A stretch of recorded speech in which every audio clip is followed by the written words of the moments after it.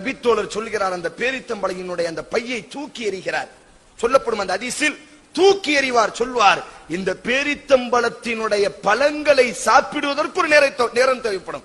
ஒரு 5 நிமிடம் தேவைப்படலாம், ஒரு 10 நிமிடம் தேவைப்படலாம். அந்த நபித்தோழர் சொல்வார், இந்த யுத்தத்தில் ஷஹீதானால் சொர்க்கம் என்ற அந்த வார்த்தையை கேட்டதற்கு பிறகு இந்த பேரித்தம்பளத்தை சாப்பிடுவதற்கு தேவையான அந்த நேரம் கூட தூருல் வக்த், இந்த உலகத்தில் நீளமான நேரமாக இருக்கிறது, அந்த நேரமும் எனக்கு வேண்டாம், நேரடியாக நான் சொர்க்கம் நுழைகிறேன் என்பதாக உடனே அந்த நபித்தோழர் சொர்க்கத்திற்கு நுழைந்து விடுவார்.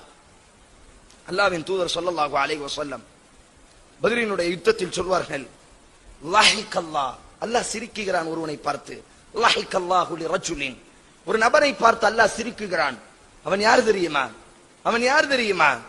யுத்தகலத்தில் எந்த ஒரு ஆயுதமும் இல்லாமல் வெறும் கையை கொண்டு யுத்தம் செய்து ஷஹீதாகி சொர்க்கம் நுழைகிறானா இல்லையா? அவனை பார்த்து அல்லாஹ் சிரிக்குகிறான்.